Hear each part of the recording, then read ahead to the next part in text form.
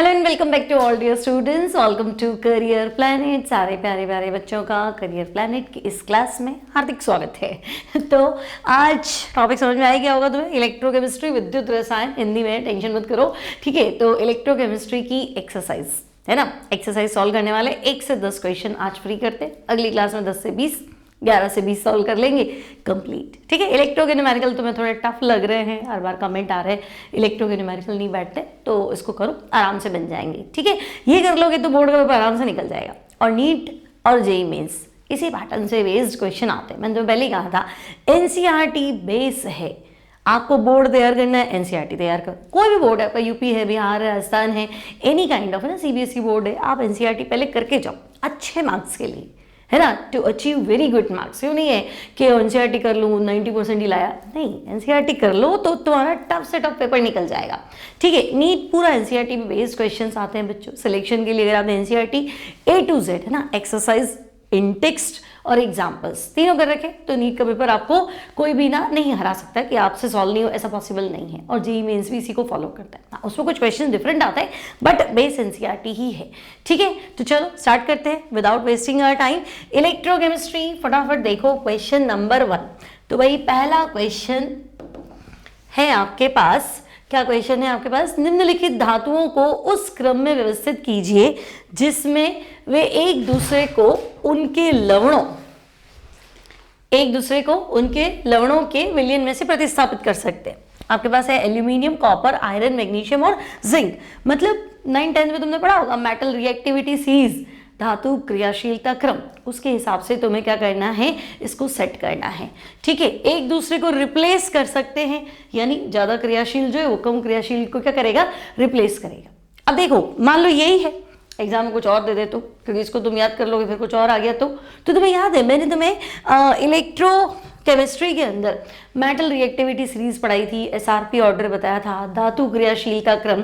एक बार रिवाइज करवा लेती हूँ, ठीक है। क्या ही टाइम लगेगा, देखो फटाफट बोलो, याद है तुम सबको? मैंने सिखाया था तुम्हें, लेकर बारात सर पर, काना मांगे आलू, मंजन कर फकीर कोनी संत प्रभु छापा, ठीक है। ये याद करना है, अब जैसा भी ये याद करना है। देखो, लेकर मतलब लिथियम, ठीक है, क मतलब पोटेशियम, बारात मतलब बेरियम, ठीक है, सर स्ट्रोंशियम, पर से कुछ नहीं था, काना मतलब कैल्शियम और सोडियम, मांगे मैग्नीशियम, आलू एल्यूमिनियम, मन एमएन, जन जेडन, ठीक है, कर सीआर, फकीर एफई और सीडी, कोनी कोबाल्ट और निकल, संत प्रभु एसएन और पीबी। नाउ छापा, छापा में C for copper, H for mercury, sorry हाँ एक सेकेंड, मंजन कर फकीर कोनी संत प्रभु, यहाँ आएगा हाइड्रोजन, इसके बाद आएगा छापा, ठीक है। तो संत प्रभु, यहाँ आएगा हमारे पास हाइड्रोजन, कि इनसे ऊपर वाले है ना, इनके एसआरपी मानक अपचयन वो नेगेटिव है। हाइड्रोजन का एसआरपी, हाइड्रोजन का एसआरपी मतलब E0H + H2, इसको स्टैंडर्ड हमने लिया है, इसका एसआरपी कितना है, 0। इसके बाद छापा तो तुम देख लो, कॉपर है, मरकरी है, सिल्वर है, प्लैटिनम है और उसके बाद गोल्ड है, इस तरह से, ठीक है। तो ये है तुम्हारा मेटल रिएक्टिविटी सीरीज। अब तुम खुद ही ढूंढ लो ज्यादा क्रियाशील कौन है और कम क्रियाशील कौन है ना। तुम्हारे को फर्स्ट क्वेश्चन में क्वेश्चन दिया हुआ है ना अपने को, है ना। क्वेश्चन में आपसे पूछा है कि भाई क्वेश्चन लिखा नहीं क्या इसमें, एक सेकंड में क्वेश्चन चेंज करती हूँ। अब तुम देख लो, तुम्हें लग रहा है, देखो हाइड्रोजन जो मैंने आपको बताया इसका एसआरपी कितना है, तो इसका एसआरपी जो है वो 0 है। उसके बाद वाले जितने भी एलिमेंट है ना, इन सब के एसआरपी क्या है, तो भाई इन सब के एसआरपी पॉजिटिव है। मानक अपचयन विभव एसआरपी क्या है, पॉजिटिव, मतलब ये इलेक्ट्रॉन एक्सेप्ट करने में विश्वास रखते हैं, इलेक्ट्रॉन ग्रहण करने की प्रवृत्ति रखते हैं, छोड़ने का नहीं है। ये हाइड्रोजन से भी कम क्रियाशील है, ऐसे मान लो। और इन सब का एसआरपी क्या है, नेगेटिव है, यहाँ से लेके यहाँ सारे, इन सब का एसआरपी क्या है, तो हम कहेंगे इनका अपचयन विभव नेगेटिव है, ठीक है। या फिर आप कहते हो कि यहाँ से नीचे जा रहे हो, क्रियाशीलता घट रही है। अब आप अपने एलिमेंट ढूंढ लो, तो आपके पास क्या है, तो आपके पास एक तो एल्यूमिनियम है, कॉपर है, आयरन है, मैग्नीशियम है और जिंक है, ठीक है। तो ढूंढो सर्वाधिक क्रियाशील, ढूंढो सर्वाधिक क्रियाशील क्या था, लेकर बारात, कोई नहीं आया, है ना। लेकर बारात सर पर, अभी भी कोई नहीं आया। ठीक है, लेकर बारात सर पर काना मांगे, मांगे आ गया, का और ना कैल्शियम और सोडियम में तो आया नहीं है ना, तो मांगे, तो इनमें सर्वाधिक क्रियाशील है मांगे मैग्नीशियम। फिर आलू, मैग्नीशियम के बाद लिखना है एल। ठीक है, तो लेकर बारात सर पर का ना मांगे आलू मन जन कर, तो जन आ गया ना सिक। ठीक है, कर मतलब सीआर, मंजन कर फकीर एफी है ना, तो एफी भी है हमारे पास, सीडी नहीं है। ठीक है, फिर लास्ट में हाइड्रोजन, तो तुम्हें पता है हाइड्रोजन के बाद कॉपर आता है, हाइड्रोजन की क्रियाशीलता कॉपर से भी कम है, तो मैग्नीशियम इन सबको अपने लवणीय विलयन में से क्या करेगा, प्रतिस्थापित कर लेगा। एल्यूमिनियम मैग्नीशियम को तो नहीं निकाल सकता पर इन सबको निकाल देगा। जिंक उन दोनों को अपने लवण वाले विलयन से प्रतिस्थापित कर देगा। आयरन सिर्फ कॉपर को निकाल सकता है, कॉपर में इतना दम नहीं कि किसी को भी क्या करे, रिप्लेस कर सके। इन शॉर्ट में क्रियाशीलता क्रम लिखना है ना, उनके लवणों के विलयन में से प्रतिस्थापित करने का क्रम देना है, तो ये सबको बाहर कर सकता है उसके सॉल्टी सॉल्यूशन से, एक्वस सॉल्यूशन से। क्लियर है? ठीक है, तो ये आपका पहला क्वेश्चन बिल्कुल ही सिंपल था। चलो आगे बढ़ते हैं। नेक्स्ट क्वेश्चन देखो, नीचे दिए गए मानक इलेक्ट्रोड विभव के आधार पर धातुओं को उनकी बढ़ती हुई अपचायक क्षमता के क्रम में व्यवस्थित कीजिए। ये आपको दिए हैं एसआरपी। अब ध्यान से सुनो, है ना, एसआरपी से तुम क्या समझ रहे हो, एसआरपी से क्या समझ रहे हो, देखो जैसे ई नॉट के प्लस के, ई नॉट के प्लस के वैल्यू कितना है, माइनस का 2.93 वोल्ट, मतलब के प्लस के में बदलना ही नहीं चाहता। क्यों नहीं बदलना चाहता, कि पोटेंशियल कितना है, नेगेटिव। आई बात समझ में? तो एसआरपी नेगेटिव मतलब मुझे अपचयन तो करना नहीं, खुद को इलेक्ट्रॉन ग्रहण नहीं करना है, तो मेरे को खुद का तो अपचयन करना ही नहीं, तो खुद का अपचयन नहीं करना तो दूसरों का कर लो। केमिस्ट्री पता चला, अपना भला कर लो, अपना भला नहीं करना है तो दूसरों का कर लो, है ना, इतना तो करना पड़ेगा। ठीक है, तो तुम कहोगे कि भाई जितना एसआरपी नेगेटिव है ना, एसआरपी की वैल्यू नेगेटिव ज्यादा है, नेगेटिव मान एसआरपी का क्या है, जितना ज्यादा है वो खुद का अपचयन तो नहीं करेगा, तो वो दूसरे का अपचयन करेगा, मतलब तुम कहेंगे हाँ यानी वो अच्छा अपचायक है, तो एसआरपी का नेगेटिव मान बढ़ेगा तो अपचायक क्षमता बढ़ेगी। ध्यान से सुनना, देखो उल्टा मत कर देना, नेगेटिव वैल्यू कह रही हूँ, नेगेटिव में जितना ज्यादा होगा अपचायक क्षमता उतनी ही ज्यादा होगी। और तुम्हें अगर थियरी में पढ़ा था तो कुछ ऐसा पढ़ा था, अपचायक क्षमता, है ना, अपचायक क्षमता रिड्यूसिंग स्ट्रेंथ एसआरपी के इनवर्स है, तो हम कहेंगे हाँ बिल्कुल, एसआरपी मतलब मानक अपचयन विभव, परेशानी तो नहीं है ना, स्टैंडर्ड रिडक्शन पोटेंशियल, है ना, थियरी पढ़ो उसमें से पढ़ाया हुआ है, मानक अपचयन विभव। तो मानक अपचयन विभव का मान जितना नेगेटिव में ज्यादा है, मतलब कम है भाई, माइनस में ज्यादा मतलब क्या हो, कम, तो जितनी कम वैल्यू है अपचायक क्षमता उतनी क्या है, ज्यादा है।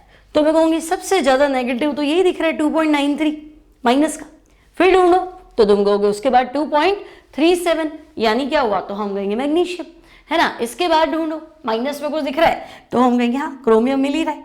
ठीक है, तो इसके बाद आपके पास आएगा Cr+3 वाला, तो बस इसको क्या करो, इनके बढ़ते हुए अपचायक क्षमता के क्रम में, है ना, क्या पूछा है, बढ़ता हुआ पूछा है ना, तो बढ़ते हुए अपचायक क्षमता के क्रम में व्यवस्थित कर दो। ठीक है, तो मैं कहूँगी सबसे बढ़िया अपचायक अगर आप ढूंढने गए हो तो वो है पोटेशियम, है ना, सबसे बढ़िया अपचायक कौन है, तो हम कहेंगे पोटेशियम। उसके बाद कौन है, तो हम कहेंगे मैग्नीशियम। ठीक है, उसके बाद माइनस में तो है ही नहीं, फिर माइनस में यही है क्रोमियम। फिर कौन है, तो माइनस में तो है नहीं, तो प्लस में ढूंढ लो, है ना, प्लस में वैल्यू क्या है आपने क्या कहा था, एसआरपी जितना कम अपचायक क्षमता उतनी ज्यादा, तो प्लस में कम वैल्यू किसकी है, तो मैं कहूंगी मरकरी की, तो आप मरकरी ले लो। उसके बाद में कौन है, सिल्वर ही है बचा कुचा, तो आप सिल्वर ले लो। ठीक है, तो ये है अपचायक क्षमता का क्रम, बढ़ता क्रम, बढ़ता वही लिखा है हमने, अपचायक क्षमता। बेस्ट रिड्यूसिंग एजेंट की अगर आप बात कर रहे हो तो वो पोटेशियम है, फिर मैग्नीशियम है, फिर क्रोमियम है, फिर मरकरी है, एंड आफ्टर दैट सिल्वर है। बात समझ में आ गया, क्लियर, रिड्यूसिंग स्ट्रेंथ अपचायक क्षमता का क्रम। ठीक है, आगे बढ़ते चलो। नेक्स्ट प्रॉब्लम है आपके पास गैल्वेनिक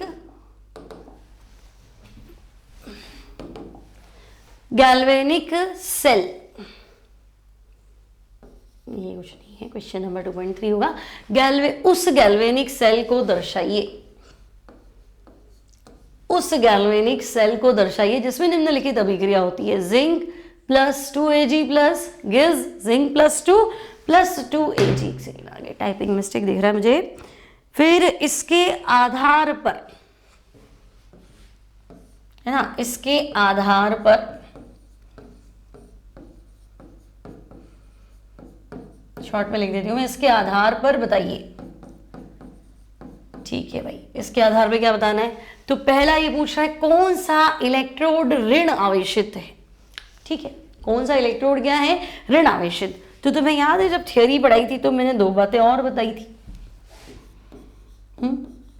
थ्योरी पढ़ाई थी तो मैंने दो बातें बताई थी तुम्हें। ठीक है, कार्बोन, ठीक है, कार्बोन, कार मतलब कैथोड, है ना, और कार में ऐसे लिखो कार डबल आर। ठीक है, कैथोड रिडक्शन और राइट। ठीक है भाई, कैथोड रिडक्शन राइट, जहां अपचयन होगा वो कैथोड है और उसको राइट साइड में लिखना है, दाईं ओर लिखना है।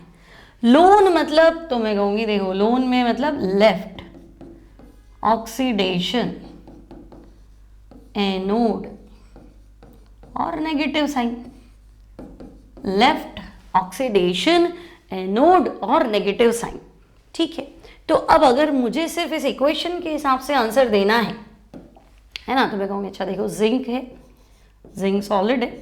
ठीक है, थोड़ी देर में किसमें कन्वर्ट हो गया? जिंक प्लस 2 में, है कि नहीं? अगर मैं कहूँ सेल का रिप्रेजेंटेशन लिखो, इक्वेशन तो लिखी हुई है ना, तो देखो सबसे पहले जिंक था, वो कन्वर्ट हो गया जिंक प्लस 2 में, है ना, और उसके बाद Ag प्लस। ठीक है, Ag प्लस किस में कन्वर्ट हुआ? तो मैं कहूँगी Ag। ओके, तो यहाँ क्या हो रहा है? तो भाई यहाँ तो ऑक्सीडेशन हो रहा है ना, लॉस ऑफ इलेक्ट्रॉन। जिंक ने 2 इलेक्ट्रॉन त्याग दिए, तो यहाँ क्या हो रहा है? ऑक्सीकरण। और Ag प्लस Ag में कन्वर्ट हो रहा है, Ag प्लस ने इलेक्ट्रॉन एक्सेप्ट किए, तो मैं कहूँगी भाई यहाँ हो रहा है अपचयन। ठीक है, चलो बात तो समझ में आ रही है। यहाँ क्या हो रहा है? ऑक्सीडेशन, और वहाँ क्या हो रहा है? तो हम कहेंगे रिडक्शन। तो कौन सा इलेक्ट्रोड ऋण आवेशित है? तो देखो left oxidation, anode negative. Anode negative होता है और फिलहाल मेरे लिए जिंक इलेक्ट्रोड एनोड है। ऑक्सीडेशन कहाँ होता है? एनोड पे। अपचयन कहाँ होता है? कैथोड पे। तो आपको तो पहले सवाल का जवाब देना है, तो हम कहेंगे बेसिक नॉलेज तो होना चाहिए। ठीक है, तो बेसिक नॉलेज के हिसाब से अगर हम बोलें तो पहले सवाल का जवाब है कौन सा इलेक्ट्रोड ऋण आवेशित है। तो देखो आपको ऐसे लिखना है एनोड ऋण आवेशित है, क्योंकि आप वो तो सबको ही पता है एनोड ऋण आवेशित है, तो इसमें एनोड कौन है वो कौन बोलेगा? तो आपको बताना है भाई Zn इलेक्ट्रोड, जिंक इलेक्ट्रोड जो है वो ऋण आवेशित है, क्योंकि वो आपका क्या है? एनोड है। सेकेंड, सेल में विद्युत धारा के वाहक कौन है? तो करंट, भारी परिपथ में कौन चल रहा है? इलेक्ट्रॉन। अंदर कौन चल रहा है? आयन। तो दोनों ही, है ना। तो आपको बताना है करंट पास हो रहा है थ्रू इलेक्ट्रॉन्स एंड आयंस। ठीक है ना भाई, गैल्वेनिक सेल है ना, इसलिए। चलो और क्या है? प्रत्येक इलेक्ट्रोड पर होने वाली अभिक्रिया क्या है? ठीक है, प्रत्येक इलेक्ट्रोड पर होने वाली अभिक्रिया हम लिख देते हैं। देखो हमारे पास था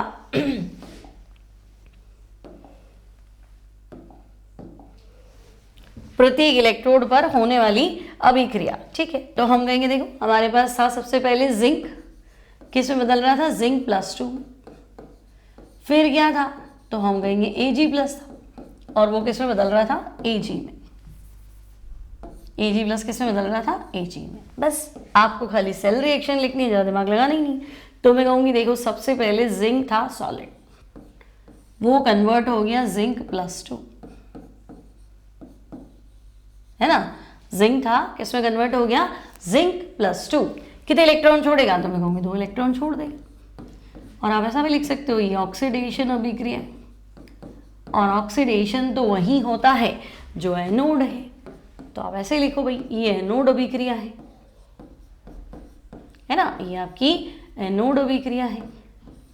ठीक है, उसके बाद तो हम कहेंगे Ag प्लस Ag में कन्वर्ट हो रहा है, तो Ag प्लस, लेकिन यहां से 2 इलेक्ट्रॉन आ रहे हैं ना, छोड़ कितना रहा है 2 इलेक्ट्रॉन, तो हम कहेंगे Ag प्लस तो एक ही एक्सेप्ट कर सकता है, तो 2 ले लो भाई, 2Ag प्लस 2 इलेक्ट्रॉन को एक्सेप्ट कर लेगा और किस में कन्वर्ट हो जाएगा 2Ag।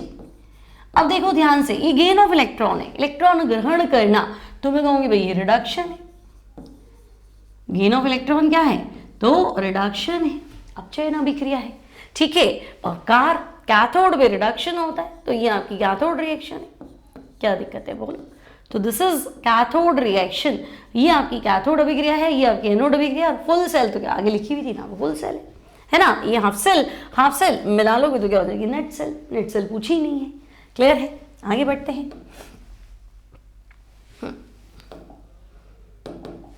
नेक्स्ट देखो, निम्नलिखित अभिक्रियाओं वाले गैल्वेनिक सेल का मानक सेल विभव परिकलित कीजिए। ठीक है भाई, तो हम एक तो मानक सेल विभव निकाल लेंगे, ई नॉट सेल, मानक सेल विभव मतलब ई नॉट सेल निकालना है, ठीक है। ई नॉट सेल हम निकाल देंगे, है ना। उसके बाद क्या कह रहा है, उपरोक्त अभिक्रियाओं के लिए डेल्टा जी भी निकालो, साम्य स्थिरांक की भी गणना करो। लंबा सवाल खींच लिया, ठीक है। तो देखो पहली अभिक्रिया देखो, पहला सेल बनाऊं तो हम कह रहे हैं क्रोमियम, क्रोमियम है किसे बदल रहा है, क्रोमियम +3, ठीक है भाई, क्रोमियम जो है ये बदल रहा है क्रोमियम +3। उसके बाद क्या हो रहा है, तो हम कहेंगे उसके बाद कैडमियम +2, किसमें कन्वर्ट हो रहा है, तो हम कहेंगे कैडमियम +2 कन्वर्ट हो रहा है कैडमियम के अंदर। ओके, बात तो छोटी सी है, ठीक है। तो हम क्या करेंगे, पहले ई नॉट सेल निकाल देंगे, है ना। लेकिन हमें क्या चाहिए भाई, हमें ना डेटा चाहिए। देखो Cr+3 oxidation, Cd+2 Cd reduction, पर डेटा तो लाओ, ठीक है। तो आपको दिया हुआ होगा, आपको एग्जाम में टेंशन नहीं लेना है, ये डेटा आपको एग्जाम में गिवन होगा, है ना। मैं लिख देती हूँ गिवन, ये एग्जाम में दिया हुआ होगा, ठीक है। आपका सेल क्या था, तो हम कहेंगे क्रोमियम था, क्रोमियम +3 में कन्वर्ट हो रहा था।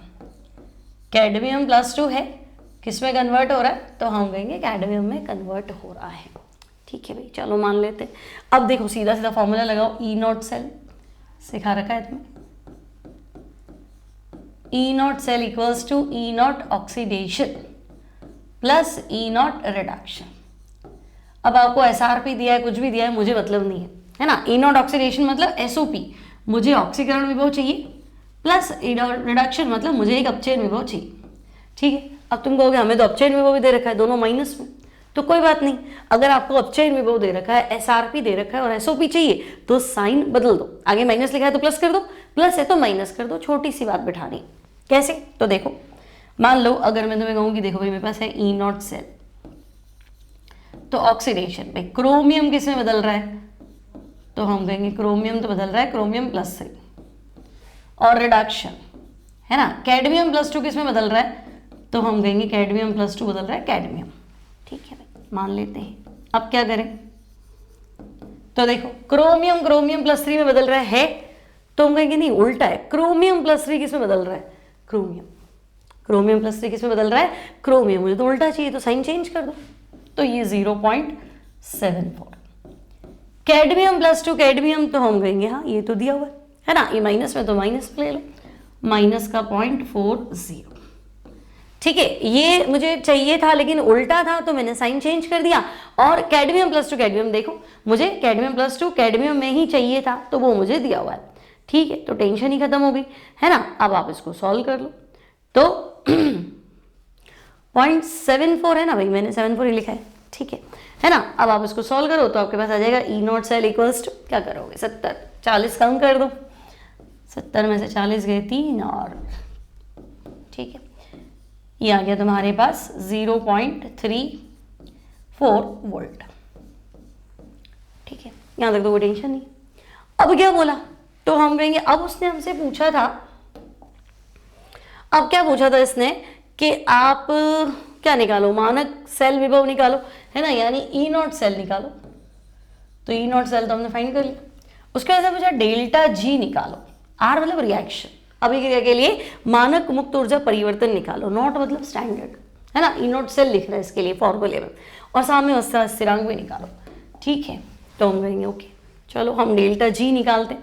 तो देखो डेल्टा जी का फॉर्मूला था -NF ई नॉट सेल, है ना भाई। डेल्टा जी का फॉर्मूला है -NF E0 सेल। एन मतलब अभिक्रिया के दौरान कितने इलेक्ट्रॉन ट्रांसफर हुए, वो किसे पता चलेगा। अब वो तो कैसे पता चलेगा, तो हम क्या करते हैं, पहले अभिक्रिया लिखते। देखो Cr किस में बदल रहा है, तो मैं कहूँगी Cr तो बदल रहा है Cr+3 में। Cr सॉलिड, Cr बदल रहा है Cr+3। कितने इलेक्ट्रॉन छोड़ा है, तो हम कहेंगे 3 इलेक्ट्रॉन छोड़ा। फिर कैडमियम+2, कैडमियम+2 किस में बदल रहा है, तो मैं कहूँगी कैडमियम में। अब हुआ क्या, देखो ये तो 3 इलेक्ट्रॉन छोड़ रहा है, पर इसको रिक्वायरमेंट 2 का ही है ना। तो हम क्या करते हैं, इस इक्वेशन को डबल कर देते हैं, ये ट्वाइस और ये छोड़ेगा 6 इलेक्ट्रॉन। 2 और 3 का सेट नहीं बैठ रहा, इसलिए डबल कर दिया, है ना। अगर ये 1 होता तो 3 इलेक्ट्रॉन छोड़ता, पर मैं इसको 3 इलेक्ट्रॉन दूंगे से, इसको तो 2 की जरूरत है, तो मैंने अपनी इक्वेशन को 2 से मल्टीप्लाई कर दिया। अब ये कैडमियम+2 2 ही इलेक्ट्रॉन मांग रहा है, पर मेरे पास तो 6 है ना, तो यहाँ मैंने 3 लिख दिया, ठीक है। और ये आपका कन्वर्ट हो गया कैडमियम में, क्लियर। तो ये आपके पास आ गई नेट सेल इक्वेशन। अब नेट सेल की हमें जरूरत नहीं थी, हमें तो सिर्फ डेल्टा जी फाइंड करना था। Delta G equals to -NF E0 cell, N मतलब नंबर ऑफ ट्रांसफर्ड इलेक्ट्रॉन, तो ये हमें देखना था भाई, इलेक्ट्रॉन तो 6 ट्रांसफर हो रहे, ठीक है। तो सॉल्व कर लेते हैं इसको। तो हम कहेंगे चलो भाई हमारा फॉर्मूला बैठ गया, delta G equals to -NF E0 cell, okay.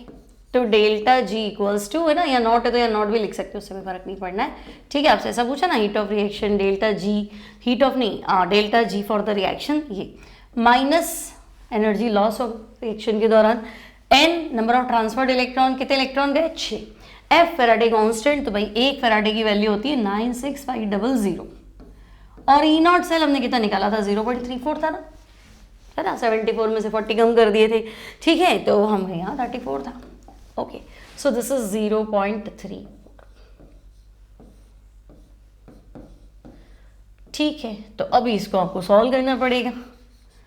Delta G minus का 6 इंटू 965 इंटू 34, ठीक है। अब देखो डेल्टा जी है ना, एफ कूलम्स में है, फैराडे की वैल्यू क्या थी 96500 कूलम्स, और E0 सेल क्या होता है वोल्ट, कूलम इंटू वोल्ट होता है जूल, ठीक है। तो ये आंसर जो आएगा that is in the joule, और सॉल्व तुम्हें करना पड़ेगा, तो 6 इंटू 96500 इंटू 0.34, ये आएगा भाई 196,860 joule. So answer will be 196,860 joule. और किलो जूल पूछिए तो 1000 से डिवाइड कर दो, है ना। मान लो तुम्हें कहेगी नहीं किलो जूल में आंसर बताओ, तो इसको 1000 से डिवाइड करोगे तो it will be 196.86 kilo joule. Clear है, यहां तक भी क्लियर। अब क्या पूछा था, अब भी कुछ और पूछा था, तो हम कहेंगे E0 सेल तो हमारा बन गया, है ना, E0 सेल बन गया। और क्या पूछा था, डेल्टा जी, वो भी बन गया। अब साम्य अवस्था स्थिरांक के का फॉर्मूला पूछा है, के का फॉर्मूला याद है, के का फॉर्मूला याद है क्या, मैं तो भूल गई, चलो फॉर्मूला निकाल लेते।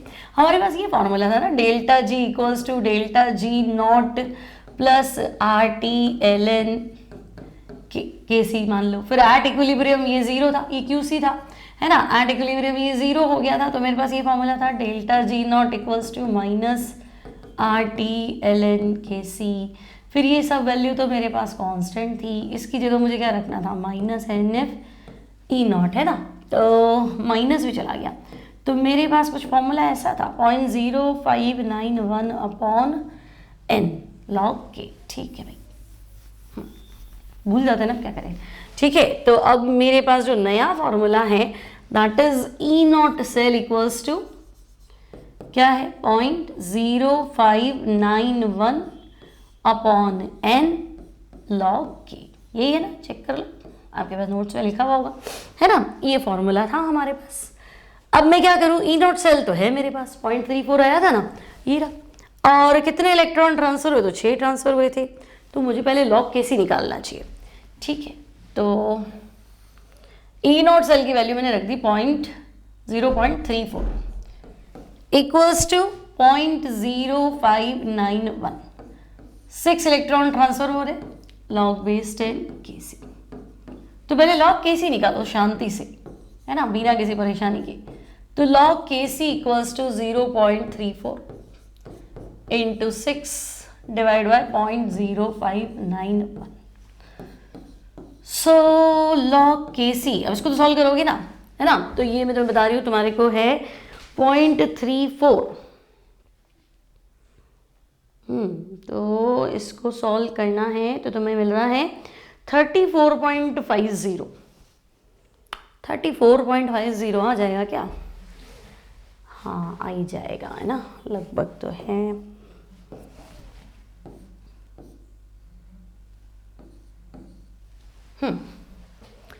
ठीक है, 591 और 600 लगभग, क्या मान लो, काट दो बराबर है, वो 591 है और वो 600 है, 600 मान के एक बार हटा तो 34 तो आंसर है। तो 34.5 दिया है, तो एक बार मैं 34.5 ले लेते। अब यहाँ अटके तुम, ये log KC है, तुम्हें चाहिए KC। देखो वैसे तो बोर्ड पैटर्न है तो इतना लग के छोड़ दो, कोई दिक्कत नहीं है ना, क्योंकि एंटी लॉग दिया हो तो सॉल्व करो, अदरवाइज नहीं। मान लो वो दे तो बात अलग है। और अब तो मिलेगी नहीं, तो पूरा सॉल्व करना है तो कर लो, मना किसने किया, कर लो। एंटी लॉग 34.5, एंटी लॉग 34.5 यहाँ भी छोड़ सकते हो, और सॉल्व करना है और सॉल्व कर लो। 34.5 का एंटी लॉग मतलब 10 की पावर 34.5, एंटी लॉग ऑफ 34.5 मतलब 10 की पावर 34.5। और सॉल्व करना है और सॉल्व कर लेते, चलो। 10 की पावर 34 इंटू 10 की पावर 0.5, और 10 की पावर 0.5 मतलब 10 का रूट, सही कह रही हो? क्या मैं रूट 10 को ऐसे लिख सकती हूँ 10 की पावर 1/2, और 10 की पावर 1/2 को मैं लिख सकती हूँ 10 की पावर 0.5, है ना। और 10 की पावर 0.5 3.17 के अराउंड होता है, 10 का रूट ले लो, है ना। तो 9 का रूट 3 होता है, तो 10 का रूट 3 से ज़्यादा होगा, तो 3.17 लमसम, मुझे भी याद नहीं लेकिन लमसम इतना होता है। ठीक है, तो फिर मेरा तो क्वेश्चन सॉल्व हो गया ना, तो मेरे पास आ गया भाई KC इक्वल्स टू 10 की पावर 0.5 मतलब 10 का रूट यानी 3.17 इंटू 10 की पावर 34। आपकी बात बैठ जाएगी।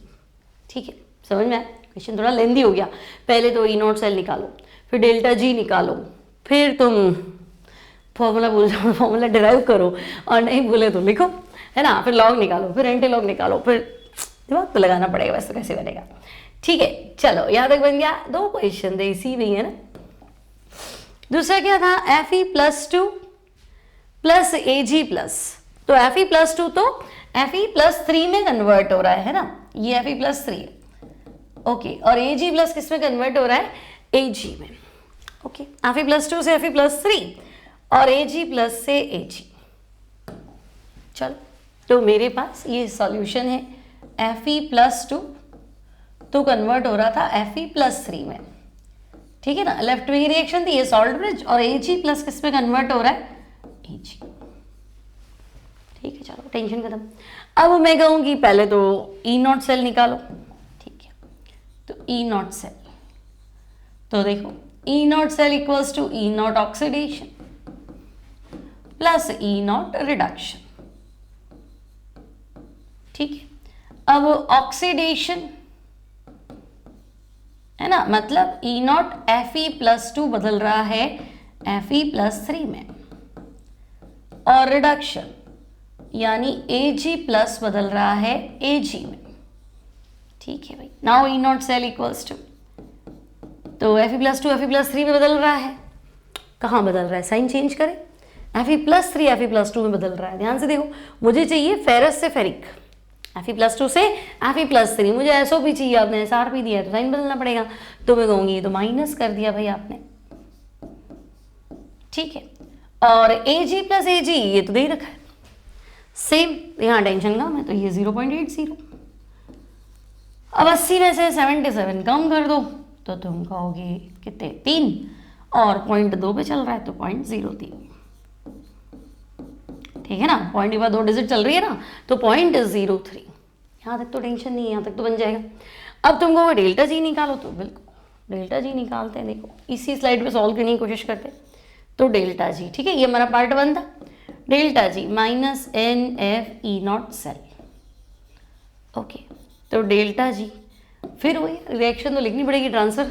अच्छा एक एक इलेक्ट्रॉन का ट्रांसफर हो रहा है। देखो Fe+2 से Fe+3 एक इलेक्ट्रॉन छोड़ा है, 2 से 3 ऑक्सीडेशन स्टेट में गया, एक इलेक्ट्रॉन छोड़ा है, और Ag+Ag एक ही एक्सेप्ट किया है, टेंशन खत्म। तो हम कहेंगे भाई एक इलेक्ट्रॉन ट्रांसफर हुआ है 96500 और E0 सेल है 0.03। ठीक है, इसका तो कैलकुलेशन भी सिंपल है, आप खाली 96 है ना, मैं डेल्टा जी नोट कर देती हूँ। ठीक है, 965 को 3 से मल्टीप्लाई कर लो। ठीक है, तो मल्टीप्लाई कर लेती हूँ मेरे को, 965 को हम 3 से मल्टीप्लाई कर लेते हैं, तो ये आपके पास है 2895 माइनस का डेल्टा जी नॉट। ठीक है, तो delta G not equals to minus का 2895 जूल। किलो जूल में करना है तो माइनस का 2.895 किलो जूल। बोलो यहाँ तक तो कर लोगी, है ना। तो देखो ये पार्ट 1 रहेगा, E0 सेल निकालना, ये क्वेश्चन का पार्ट 1 है। ठीक है, पार्ट 2 रहेगा डेल्टा जी निकालना, और क्वेश्चन का पार्ट 3 है लॉग केसी निकालना। ठीक है, पार्ट 3 यहाँ लिख रहे हैं, है ना। अब हमारा फॉर्मूला क्या था, log KC equals to base 10 है ना, क्या था अभी फॉर्मूला 0.0591। मैं फॉर्मूला बार बार भूल जाती हूँ उसका, क्या था हमने डेराइव किया था ना, E0 cell equals to 0.0591 upon n log KC, यही था। ठीक है, ओके, तो मेरे पास क्या नहीं है, लॉग केसी फाइंड करना है सीधा। E0 सेल कितना है 0.03, तो यहाँ लिख देती हूँ 0.03, 0.0591, ट्रांसफर तो एक ही इलेक्ट्रॉन का हुआ है, तो log KC. Now log KC equals to 0.0591, sorry log KC equals to 0.03 divide by 0.0591। ठीक है भाई, क्या करें, 2 0 लगा दे, ये लो 2 0 क्यों लगाए, 2 0 गया, 2 0 और आ गया। ठीक है, तो ये मेरे पास आ गया लॉग के सी इक्वल्स टू 300 अपॉन 591। अब इसको तो आप मुझे सॉल्व करके दोगे, है ना, यहाँ लिखते हो मैं अब, क्योंकि एंटी लॉग भी लेना पड़ेगा। तो लॉग के सी इक्वल्स टू फटाफट सॉल्व करो, 300 डिवाइडेड बाय 591, तो बच्चे 300 डिवाइडेड बाय 591, ये आएगा 0.5074। मैं लमसम लिख देती हूँ 0.50, ठीक है ना। 0.50 मतलब मैं इसको 0.5 भी लिख दूँ, और 0.5 लिख दूँ मतलब K C equals to anti log of 0.5, यानी कि 10 की पावर 0.5, 10 की पावर 0.5 तो अभी बताया था 3.17। लमसम लिख दो भाई, हम लमसम चल रहे हैं, तो 3.17, क्या टेंशन है बोलो, है ना। तो जहाँ कैलकुलेशन करनी है और जो तुम्हें आती है वो तुम कर रहे हो, बाकी तो तुम्हें सिंपल लग रहा होगा। क्लियर है, लॉग एंटी लॉग फंसना नहीं है, ऐसा ही देगा कि तुम खुद कर पाओ, ऐसे नहीं दे देगा बहुत टिपिकल कोई लॉग दे देगा, लॉग 19.23 निकालो, है ना, वो भी निकाल सकते, आसपास उसका आंसर भी आ सकता है, लेकिन फिर भी मतलब थोड़ा फंस जाओ तो मान के चलो बन जाएगा। ऐसा क्वेश्चन नहीं देगा कि वो आपकी मैथ्स चेक करनी नहीं चाह रहा है, उसको पता है कि भाई बच्चा पहला स्टेप 1 करे, फिर स्टेप 2 करे, फिर स्टेप 3 करे, फिर बेचारा एंटी लॉग निकाले, बच्चा है वो, है क्या है, कैलकुलेटर है क्या। ठीक है, चलो, अरे भाई नेक्स्ट क्वेश्चन में बढ़ते हैं। निम्नलिखित सेलों को 298 केल्विन पर नर्न्स्ट इक्वेशन और ईएमएफ, अच्छा पहले इनकी नर्न्स्ट इक्वेशन लिखूं और फिर इनका ईएमएफ निकालो। ठीक है, मैं इसको कॉपी कर लेती हूं।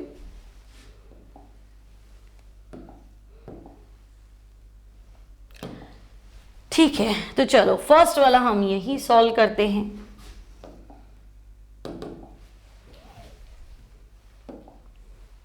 बोलो क्या है आपके पास, सबसे पहला है Mg+2 में बदल रहा है, देखो Mg है, Mg+2 है ना, कंसंट्रेशन गिन लो, पॉइंट के बाद कितने 0 है, 1 2 3, यानी 10 की पावर -3 है। ठीक है, फिर salt bridge copper plus two copper में बदल रहा है ना। पॉइंट ये बात कहते 0 है, 1 2 3 4 यानी 10 की पावर -4। ठीक है, ये तो हम लिखे पहले हाफ सेल नेट सेल। तो देखो पहली हाफ सेल Mg कन्वर्ट हो रहा है Mg +2 electron. Second half cell लिखूं तो भाई कॉपर +2। अच्छा जहाँ देखो न्यूट्रल है वहाँ सॉलिड लिखोगे, जहाँ आयन है वो एक्वस लिखोगे। आयन का होंगे हवा में थोड़ा ना होंगे, एक्वस सॉल्यूशन में होंगे ना, और न्यूट्रल है वो सॉलिड स्टेट है ना। थियरी में सब बता रखा है आपको भाई, है ना। अब देखो कॉपर +2 इन्हीं 2 इलेक्ट्रॉन को एक्सेप्ट करेगा, किसमें कन्वर्ट होगा, तो हम कहेंगे कॉपर सॉलिड। क्योंकि नर्स इक्वेशन के लिए मुझे नेट सेल इक्वेशन चाहिए, उसके बिना बनेगा नहीं। तो ये 2 इलेक्ट्रॉन कैंसिल, तो मेरे पास फाइनल क्या आ रही है, Mg solid plus copper +2 aqueous gives Mg +2 aqueous plus copper +2 solid. ठीक है, ये यहां तक तो कोई दिक्कत नहीं। अब क्या कह रहा है, ये नर्स इक्वेशन लिखो और फिर EMF भी लिखो। EMF लिखना है, ओके। देखो पहला काम करेंगे E0 सेल निकाल, है ना। अभी देखो 1 2 3 4 है, ये 4 क्वेश्चन कर लो, पूरे चैप्टर का नर्स इक्वेशन वाला प्रॉब्लम ही खत्म हो जाएगा। एक बार यहाँ मेरे साथ कर लो, इसके बाद वापस जो वीडियो खत्म हो जाए आप खुद ये 4 क्वेश्चन कर लेना अपने आप और एग्जैक्ट आंसर निकालना, भले कैलकुलेटर की help low but exact answer निकालना। ठीक है, ये 4 कर लिए तो पूरे चैप्टर का एक टेंशन ही खत्म हो जाएगा, क्योंकि सब पूछ लिया इसने, है ना। इसने एक सेल रिप्रेजेंटेशन दे दिया और इसको ने आपको सिखा दिया भाई half cell net cell equation कैसे लिखते हैं, कर लिया। अब इसने आपको सिखा दिया दूसरा स्टेप E0 सेल कैसे निकालते हैं, तो निकालो। तो हमें तो पता है E0 cell equals to E0 oxidation plus E0 reduction. Okay, now E0 oxidation, है ना। ऑक्सीडेशन में क्या है, तो मैं कहूंगी देखो Mg था, Mg +2 में कन्वर्ट हो रहा है, और रिडक्शन में मैं कहूंगी कॉपर +2 था और ये कॉपर में कन्वर्ट हो रहा है। अब आपको लगेगा भाई ये डेटा लाएं कहाँ से, Mg +2 और कॉपर +2 कॉपर।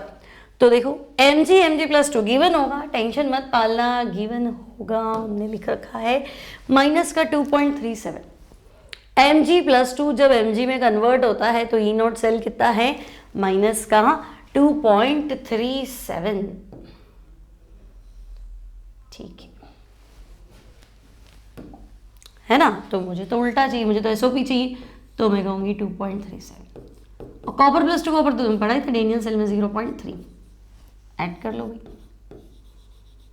क्या 37 और 34 60 71, तो 2.71। ठीक है, प्लस का 2.71 वोल्ट। बोलो क्या यहाँ तक कोई समस्या है। पहले हाफ सेल रिएक्शन लिखनी है, फिर हाफ सेल रिएक्शन लिखनी है, फिर नेट सेल इक्वेशन लिखनी है, फिर इससे E0 सेल निकालना है, क्योंकि नर्स इक्वेशन के लिए E0 सेल तो चाहिए ना, उसके बिना काम कैसे करोगे। अब तुम्हें क्या ध्यान रखना है, प्रोडक्ट में, ओ भाई ये क्या हुआ, कॉपर +2 थोड़ा ना है, कॉपर है ना, कॉपर सॉलिड। चेक कर लिया करो, छोटी मोटी गलती है ना वो देख लिया करो। बहुत बार क्या होता है दिमाग में कुछ और चल रहा होता है, कैमरे में कुछ और चल रहा है ना, तो हो सकता है कुछ डिस्टर्बेंस हो जाए। एक बार मैंने नाइट्रोजन का इलेक्ट्रॉनिक कॉन्फ़िगरेशन गलत लिख दिया था, 1:2 2:2 2p3 को शायद 2p4 कर दिया हो, है ना। फिर मुझे लगा यार इतनी सिली मिस्टेक तो नहीं करनी चाहिए थी, बट अब दिमाग में उस टाइम कुछ और चल रहा था, तो हम भी इंसान है, हो जाता है। ठीक है, तो आप थोड़ा चेक कर लिया कीजिए, है ना, बहुत बार कैलकुलेशन में इधर उधर हो जाता है। ठीक है, तो चलो यहाँ तक तो हम पहुँच गए। अब क्या ही चाहिए इसको, हमने इसका नर्स इक्वेशन लिख दिया है ना, इसने पूछा ना, अच्छा नर्स इक्वेशन नहीं लिखा और EMF लिखना है। ठीक है भाई, हम आगे बढ़ते हैं। अब देखो हमने E0 सेल निकाल दिया, इन दोनों डेटा से E0 सेल हमने निकाल दिया 2.37 वोल्ट। यहाँ तक तो हमें कोई दिक्कत ही नहीं। अब हमारी इक्वेशन जो थी नेट सेल रिएक्शन में वापस लिख देती हूँ,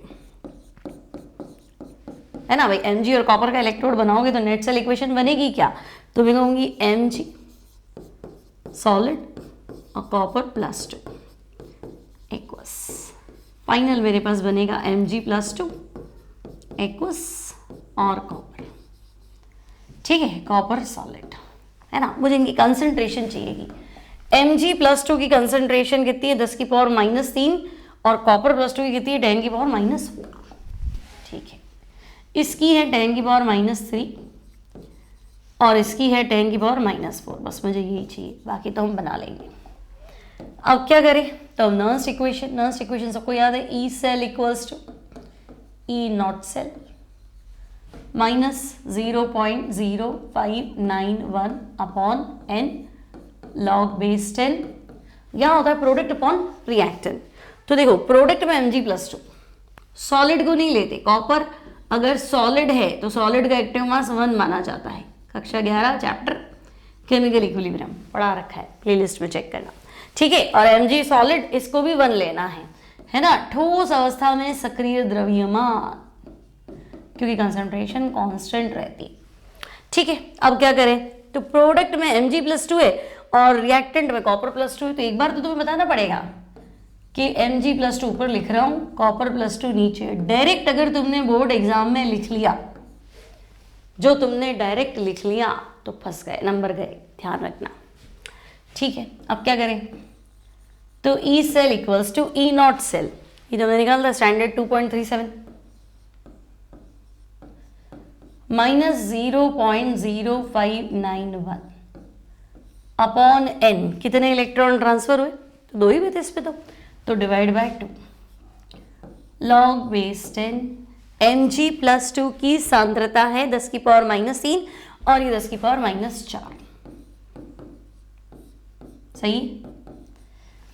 कहीं पे भी देखो स्टोइकियोमेट्री मतलब सबके आगे एक एक है ना, आगे 2 होता तो पावर 2 बनाना पड़ता ऐसे, ठीक है। अब क्या करें, काट देते हैं, 10 की पावर -1 ऊपर आएगा 10 हो जाएगा,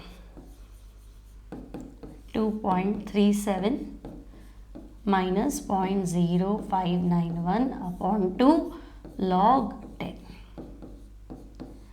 ठीक है। log 10 टू द बेस 10, अगर log में बेस और वैल्यू एक जैसी हो तो इसका मान 1 होता है।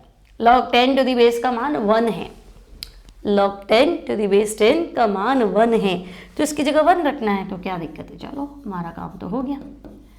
2.37 -0.0591 अपॉन 2, बस log 10 तो 1 है, लो और क्या करें, तो 2.37 माइनस इसका आधा कर लो, 0.0295 होगा शायद, और अब इसको सॉल्व कर लो यार। 2.37 में से इतनी छोटी डेटा कम कर भी लोगे तो 2.3 तो यूँ रहना चाहिए, 2.35 के आसपास होगा, चेक करो, ठीक है। तो अब आपको क्या करना है बताओ, पहले तुमने हाफ सेल और फाइनल नेट सेल में अपना आंसर चेक कर लेती हूँ।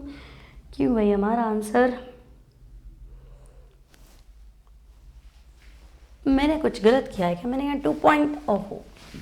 मैंने यहाँ गलत किया है, ये 2.71 था हमारा आंसर, है कि नहीं। अभी मैंने कहा ही था छोटी छोटी गलतियाँ छोटे छोटे शहरों में भी होती है, बड़े बड़े शहरों में भी होती है, ठीक है। ओहो, कहाँ जाना पड़ेगा भाई, कितनी बार।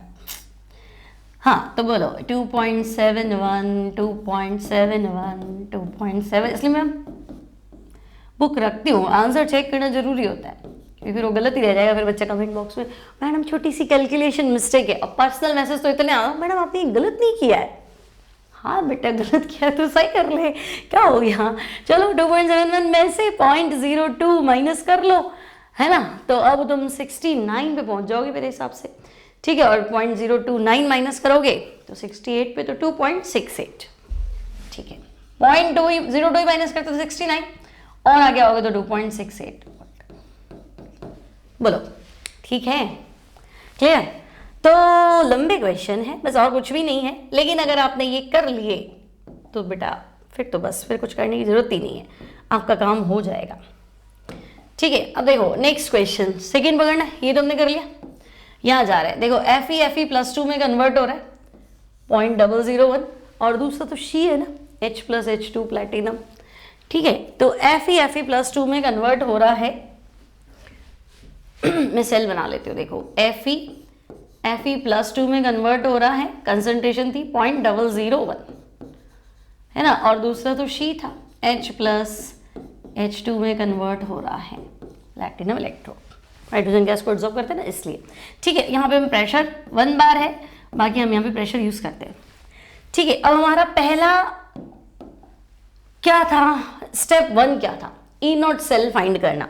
ठीक है, यह पहला स्टेप तुम क्या करो, नेट सेल इक्वेशन लिखो। Fe+2 में कन्वर्ट हो रहा है, तो भाई देखो Fe सॉलिड है, Fe+2 में कन्वर्ट हो रहा है, कितने इलेक्ट्रॉन छोड़ रहा है, तो हम कहेंगे 2 इलेक्ट्रॉन छोड़ रहा है।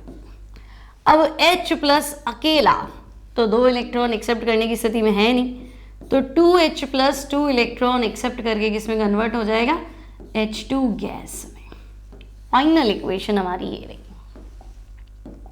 क्या करें, 2 इलेक्ट्रॉन कैंसिल कर लेते हैं, हमारे पास है Fe सॉलिड 2H प्लस, जहाँ आयन है वहाँ एक्वस, Fe+2 एक्वस और H2 गैस। बोलो सही हूँ मैं यहाँ तक? ठीक है, अब हमें ई नॉट सेल फाइंड करना। फॉर्मूला क्या है, E not oxidation plus E not reduction. Okay, इसके बाद ऑक्सीडेशन देखो, तो हम कहेंगे देखो Fe किस में बदल रहा है, Fe+2, Fe बदला Fe+2, तो ई नॉट ऑक्सीडेशन मतलब E not Fe+2, E not reduction मतलब H+H2। ठीक है, ये तो शी है ना। अब देखो E not cell equals to, तो भाई Fe+2 में बदल रहा है, हमारे पास तो उल्टा है, हमारे पास SRP, हमें SOP चाहिए, ऑक्सीकरण विभव चाहिए, साइन बदल दो। मुझे चाहिए Fe किस में बदल रहा है, Fe+2, तुम कह रहे हो नहीं Fe+2 Fe में बदल रहा है, तो साइन बदल दो, तो माइनस की जगह मैं प्लस का कर देती हूँ 0.44 और ये 0, तो एक बार तो मेरे पास ई नॉट सेल आ गया 0.44 वोल्ट। क्लियर है, टेंशन ही खत्म। अब आप कह रहे हैं कि अच्छा चलो SRP आ गया आपके पास, तो नर्न्स इक्वेशन लगाओ। तो हमारा फॉर्मूला था E cell equals to E not cell minus 0.0591 upon n log base 10 product Fe+2 और इंटू हाइड्रोजन गैस। अब हाइड्रोजन गैस तो प्रेशर है, तो प्रेशर लो, और वैसे भी रेशियो है तो टेंशन नहीं करना है ना। तो Fe+2 की concentration into pressure of hydrogen. देखो इस क्वेश्चन में 1 है, इसलिए तुम्हें लगेगा कि नहीं लिखा लिखा एक ही बात है, लेकिन मान लो किसी क्वेश्चन में 2 बार हो तो तुम्हें ध्यान है प्रेशर से मल्टीप्लाई करना है, नहीं तो गलत करोगे। अपॉन रिएक्टेंट में H प्लस आयन, लेकिन आगे 2 है तो पावर 2।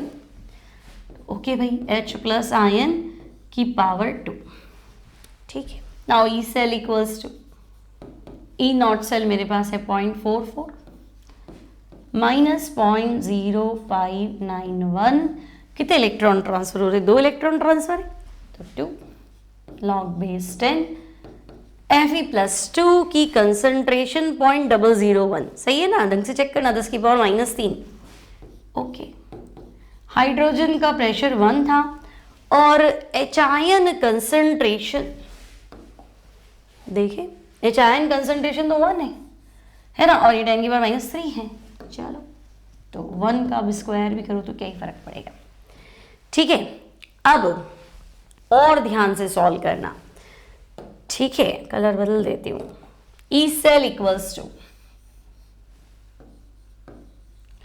ई नॉट सेल यानी 0.44 माइनस 0.0591 अपॉन 2 लॉग क्या है मेरे पास 10 की पावर -3। ओके, लॉग 10 की पावर -3। अब लॉग x की पावर x, तो x log x power log में आगे आ जाती है। लॉग 10 की पावर 6 तो 6 आगे आ जाएगा। लॉग 10 की पावर -3 तो -3 आगे आ जाएगा। तो इस -3 को आगे लाओ तो ये प्लस हो जाएगा। क्या भाई, माइनस से माइनस टकराएगा तो प्लस हो जाएगा, तो हम कहेंगे हाँ चलो ये प्लस हो गया। 0.0591 अपॉन 2 और ये 3 आगे आ गया ना, तो ये 3 log 10 और log 10 टू दी बेस 10 मैंने आपको सिखाया है 1। तो अब तुम सॉल्व कर लेना यार, छोटी मोटी बात है। 0.44 इससे आंसर ज़्यादा ही है ना, 0.0591 अपॉन 2 इंटू 3। ठीक है, तो यहाँ से बच्चे तुम्हें फाइंड करना है ई सेल 0.44 प्लस, यहाँ मैं डायरेक्ट आंसर लिख रही हूँ, ठीक है, 0.0591 इंटू 3 डिवाइड बाई 2, मतलब 0.0591 को 1.5 से मल्टीप्लाई कर लेते हैं। ठीक है भाई, अगर हम उसको 1.5 से मल्टीप्लाई कर लें,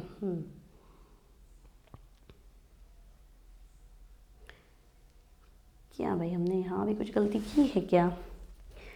हमारे पास E cell, E not cell तो 0.44 ही था। ओके,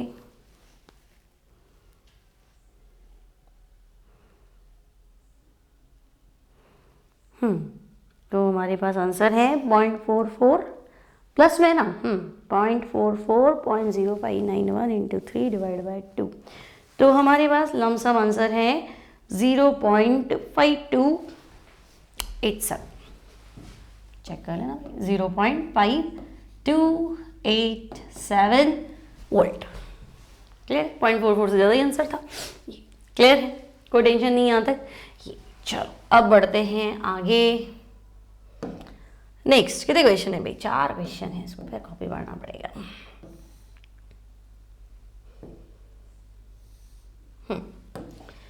अब देखो, फर्स्ट हो गया हमारा, सेकंड हो गया, थर्ड। SN प्लस 2 में कन्वर्ट हो रहा है, H प्लस H2 में कन्वर्ट हो रहा है। ठीक है, ये VR वाला कहाँ से आ गया भाई?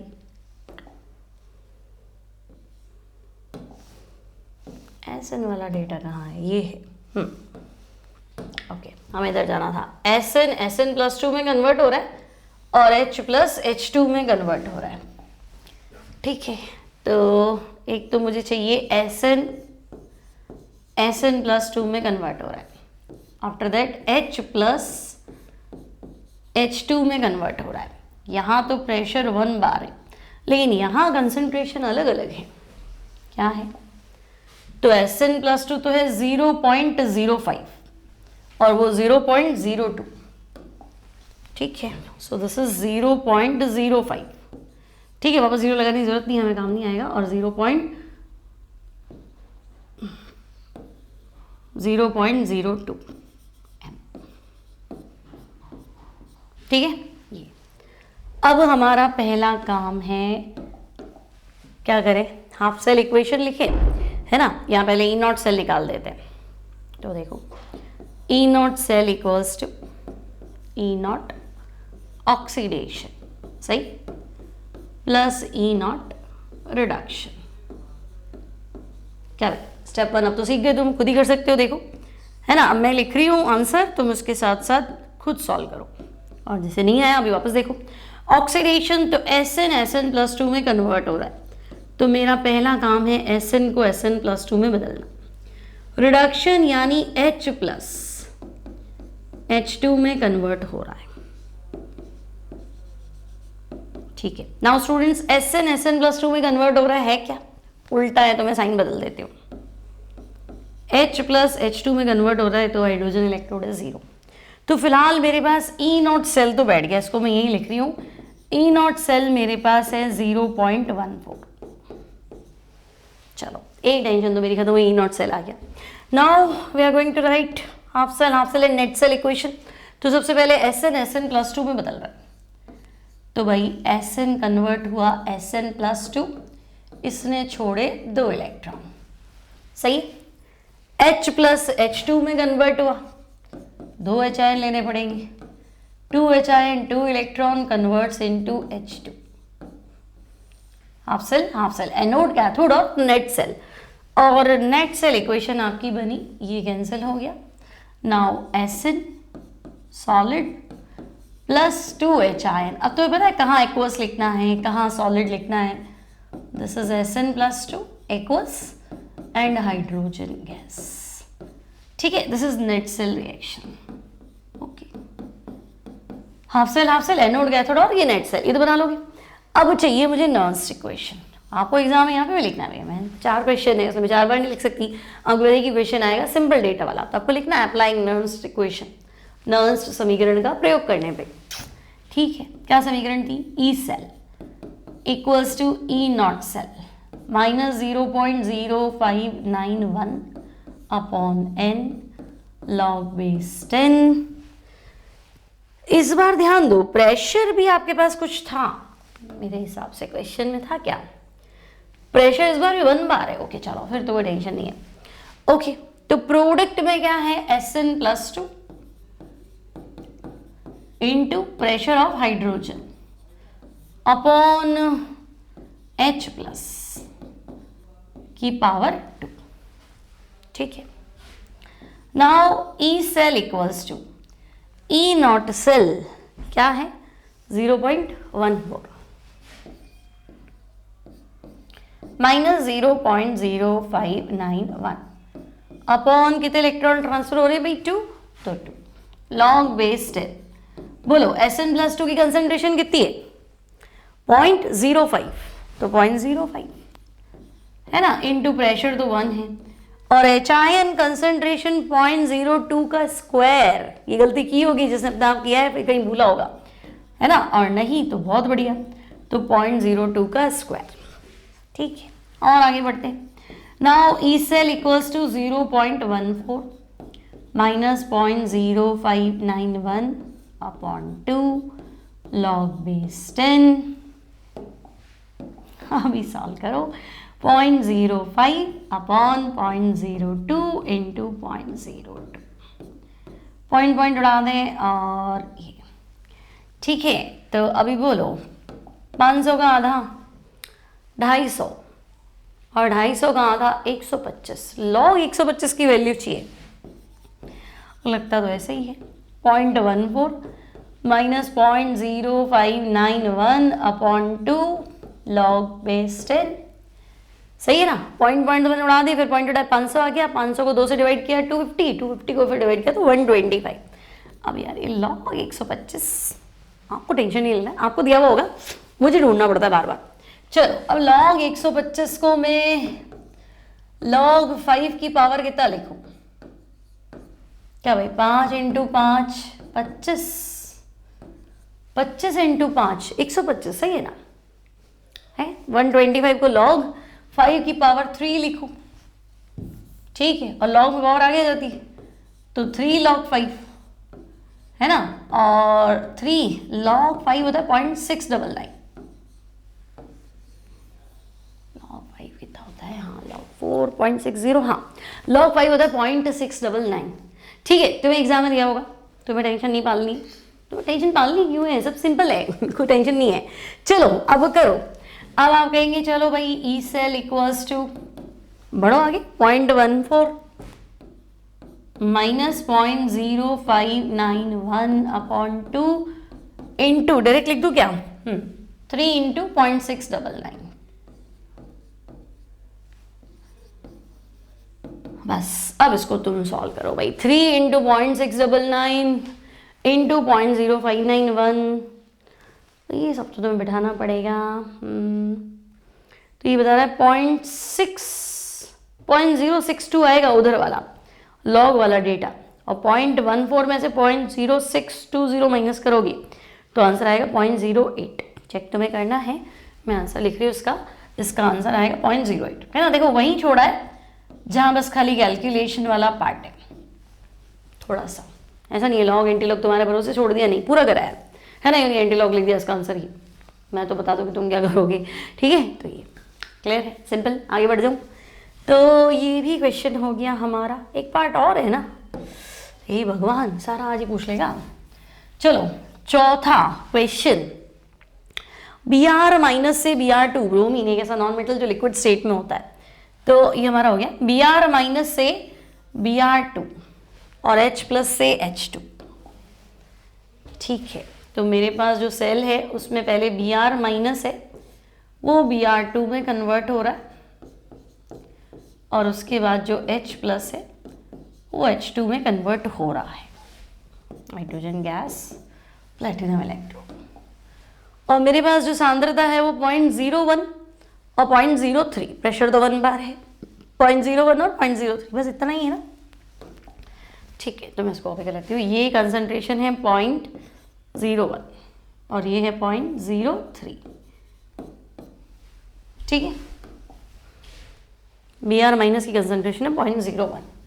ओके, बस इतना ही चाहिए था हमें, जो दिया हुआ है बस हो गया हमारा काम। ये गिवन होता है बच्चों, इसमें आपको टेंशन नहीं पालना है क्योंकि एसआरपी को याद तो होने से रहे। ओके चलो, अब हमारा काम है पहला ई नॉट सेल। तो देखो ई नॉट सेल अब Br माइनस Br2 में बदल रहा है तो ऑक्सीडेशन ही तो हो रहा है, H प्लस H2 मतलब रिडक्शन।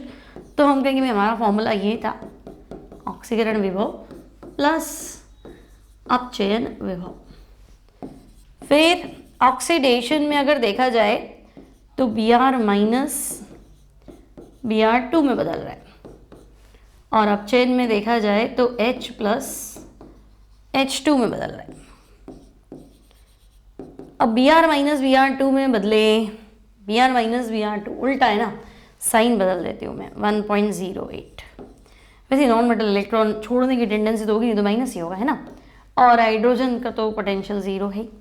तो मेरे पास जो आंसर आ रहा है फिलहाल वो है माइनस का 1.08 वोल्ट।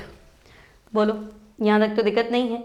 सबसे पहले आपका काम रहता है ई नॉट सेल निकालना, और ई नॉट सेल जो है दैट इज 1.08 माइनस का है ना, माइनस का 1.08 वोल्ट। ठीक है, अब हम पहले नेट सेल, हाफ सेल और फिर क्या करें, नेट सेल इक्वेशन बनाए।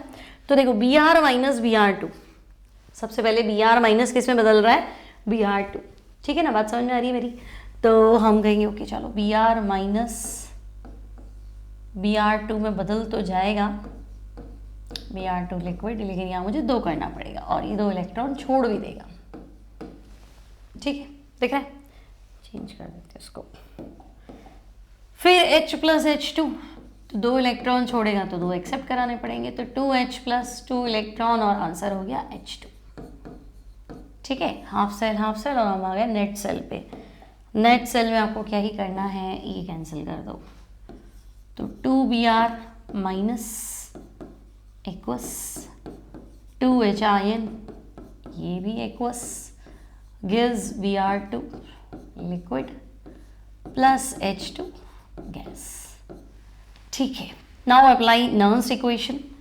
तो भाई आपका जो नर्न्स इक्वेशन है that is E cell equals to E not cell minus 0.0591 upon n, 2 electron transfer हो रहे, लॉग बेस 10। प्रोडक्ट में Br2 लिक्विड है, कंसंट्रेशन नहीं दिए तो हम स्टैंडर्ड मान के चलेंगे है ना, और हाइड्रोजन का प्रेशर भी कितना है, 1 है। तो फिलहाल हम लिख देते हैं प्रेशर ऑफ हाइड्रोजन। ठीक है, प्योर लिक्विड की कंसंट्रेशन भी जनरली 1 ले लेते हैं। ठीक है, और Br माइनस तो पावर लिखनी है 2, और H प्लस की भी पावर लिखनी है 2। ठीक है, फिर क्या ही दिक्कत है। Now E cell, E not cell तो तुम्हारा माइनस में चल रहा है, माइनस का 1.08 माइनस 0.0591, ट्रांसफर आपके 2 इलेक्ट्रॉन हो रहे हैं, लॉग बेस 10। प्रेशर आपको हर बार 1 बार दिया है। अच्छा, Br माइनस के आगे 2 है, पावर 2 लिखा है। ठीक है, Br माइनस का कंसंट्रेशन 0.01, तो मैं ऐसे कर देती हूँ पहले ही 0.01 इंटू 0.01, और H ion concentration 0.03 into 0.03।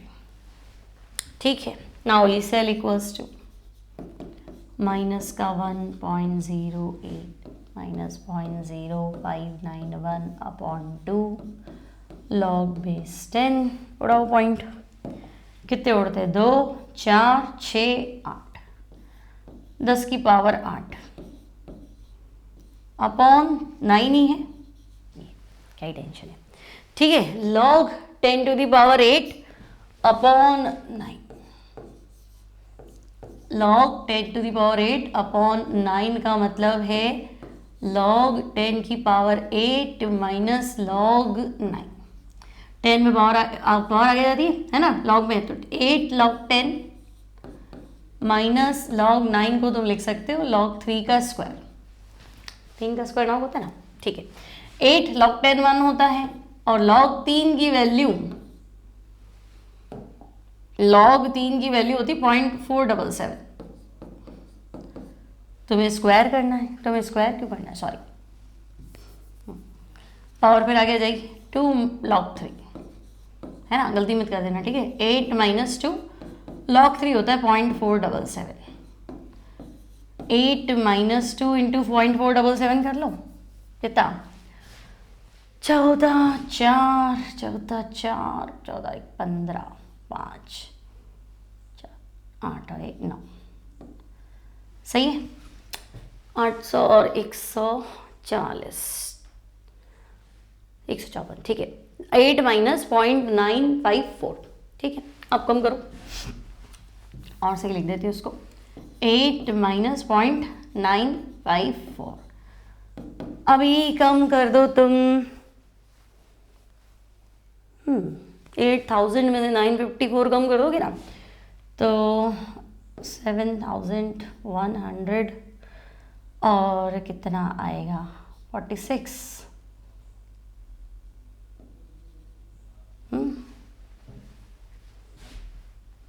Zero आएगा, 7.046, सही है। 8000 में से 900 तो वैसे ही कम कर दिए, है ना, तो 100 में से 54 कम कर दिए, 100 में से 50 कम किए तो 60, 60 में से 4 कम किए तो 56 आएगा,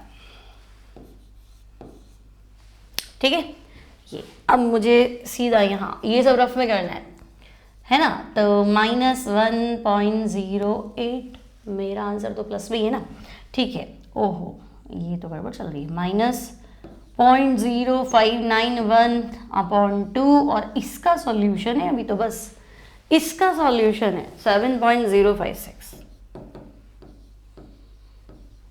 ठीक है। ये सब आपको मन में सोचना है, इतना तो सोचना पड़ेगा, ठीक है। तो चलो यहाँ तक तो हम बिठा लेंगे, अब आप इसको सॉल्व कर लो भाई। Br माइनस की कंसंट्रेशन 0.01 ही तो ली थी हमने भी, तो भाई ये आपका आंसर दे रहा है माइनस का 1.288, माइनस में तो आएगा ही, पक्का है, कॉमन आ जाएगा, है ना। तो अब आप आंसर चेक करेंगे, मेरे हिसाब से आपका आंसर आएगा माइनस का 1.288, ठीक है। फाइनली ये क्वेश्चन खत्म हुआ, है ना, बहुत लेंथी क्वेश्चन था। चलो अब छोटे होने चाहिए क्वेश्चन हमारे पास, हाँ चलो क्या है इसको पढ़ते हैं। देखो, घड़ियों और अन्य युक्तियों में प्रयुक्त अत्यधिक उपयोग में आने वाले बटन सेल समझते हो ना, जो अपने कैमरा, कॉलर, माइक वगैरह में डलते, वही डलते है ना। तो बटन सेल में ये रिएक्शन होती है, जिंक +2 में कन्वर्ट हो रहा है, ओके, और Ag2O Ag में, तो Ag2O से Ag बना, ऑक्सीजन निकला, मतलब ऑक्सीजन तो भाई, तो डेल्टा G निकालना है, E0 निकालना है, ठीक है भाई। आप हमें वैल्यू दे दो तो हम निकाल ही लेंगे। देखो ये गिवन होगा, इसका डेटा आपको, है ना। तो जिंक +2 में कन्वर्ट हो रहा है, तो मेरा तो एक ही आंसर था भाई, हमारे पास तो एक ही फॉर्मूला है, E0 oxidation plus E0 reduction, ठीक है। नाउ E0 ऑक्सीडेशन, तो हम कहेंगे जिंक जो है, जिंक +2 में बदल रहा है, और रिडक्शन Ag2O Ag में बदल रहा है, ओके। E0 सेल, तो Zn +2 में बदल रहा है आपके पास डेटा 0.76, है ना, और Ag2O Ag में कन्वर्ट हो रहा है, ठीक है। देखो इस रिएक्शन का डेटा लिखना है ना, इस रिएक्शन का डेटा है 0.344, ठीक है। तो अब आप इसको ऐड कर दो, है ना, तो 70 और 30 तो 100 हो गया, 110 हो गया, और 4 और ऐड कर दो, ठीक है। तो ये आ गया तुम्हारे पास, लमसम लिखा है इसने 1.11, ओके, लमसम लिख देती हूँ 1.11 वोल्ट, ठीक है, लगभग लिख रही हूँ, है ना, 0.34 ले लो तो बैठ जाएगा। अब क्या करना है, इसने कहा था डेल्टा G निकालो, ठीक है, तो मुझे डेल्टा G निकालना है, है ना, तो delta G standard minus N है वी नॉट सेल। ठीक है, यहाँ स्टैंडर्ड मानक विभव रखोगे तो मानक मुक्त ऊर्जा परिवर्तन आएगा, तो मेरी delta G not equals to minus 2 electron transfer हो रहे, देखो यहाँ लॉस 2 का हुआ, यहाँ गेन 2 का हुआ, एफ फेराडे कांस्टेंट और ई नॉट सेल तुम्हारा चल रहा है 1.1। अब यहाँ से तुम डेल्टा जी नॉट को फाइंड कर लो। ठीक है, पॉइंट उड़ा दो, उसको 111 कर दो, तो 111 का डबल हो गया 222, तो 222 को 965 से मल्टीप्लाई कर दो, आंसर तुम्हारा जूल में आएगा, क्योंकि फेराडे कूलम में है, ई नॉट सेल वोल्ट में, तो कूलम इंटू वोल्ट आपका जूल हो गया। ठीक है, तो ये आंसर है तुम्हारा 21 42 30। ठीक है भाई, 21 42 30 जूल। ठीक है, सिंपल है, क्लियर। ये तो छोटे मोटे क्वेश्चन थे, ये तो कर सकते हो, है ना, एक ही स्टेप में होने वाले क्वेश्चन। अब देखो, किसी विद्युत अपघट्य की चालकता और मोलर चालकता की परिभाषा दो और सांद्रता के साथ इसका परिवर्तन की विवेचना करो। ठीक है भाई, देखो पहली बात, विद्युत अपघट्य मतलब पानी में नमक घोल दिया, KCl घोल दिया, सोडियम एसीटेट घोल दिया, है ना, वे पदार्थ जो जलीय विलयन में आयनित होते हैं, वो धारा का चालन करते हैं, उनकी चालकता को कैसे मापोगे? तो जनरली क्या होता है, अगर हम वायर होता तो हम कहते हैं उसमें माप लेते प्रतिरोध। ठीक है, लेकिन हमारा वायर तो है नहीं, और अब वो आयंस को फ्लो करने में कितना विरोध हो रहा है, इसका प्रतिरोध मापना। ठीक है, तो और फिर वापस उसकी चालकता निकालना, है ना। तो हम क्या मानते हैं कि भाई जो चालकता है ना, चालकता जो है इसे हम मान लेते हैं प्रतिरोध का उल्टा, 1 प्रतिरोध। क्लियर। अब चालकता भी नहीं, आपको ना शब्द ही ऐसा दिया हुआ, चालकत्व, कंडक्टेंस, कंडक्टिविटी दी ही नहीं है ना, थोड़ा IUPAC ने इसको चेंज कर दिया, चालकत्व, कंडक्टेंस। हिंदी और इंग्लिश में बहुत ही ज्यादा टेंशन है ये, चालकत्व, कंडक्टेंस मतलब चालकत्व और कंडक्टिविटी मतलब चालकता, तो हम कहेंगे चालकत्व, है ना, इसको हम लिखते हैं G। तो ये तो प्रतिरोध का उल्टा होता है 1/R, और अगर मात्रक की बात करें तो ये आपका होता है साइमन, यानी कि ओम इनवर्स। ठीक है, लेकिन इसने तो पूछा है चालकता। अब चालकता मतलब विशिष्ट चालकत्व। ठीक है, विलयन का जो विशिष्ट चालकत्व है, स्पेसिफिक कंडक्टेंस, उसी को NCERT ने चालकता, IUPAC ने स्पेसिफिक कंडक्टेंस, चालकता को स्पेसिफिक कंडक्टेंस बोला है, मतलब इसको हम डिनोट करते हैं कापा से, ये।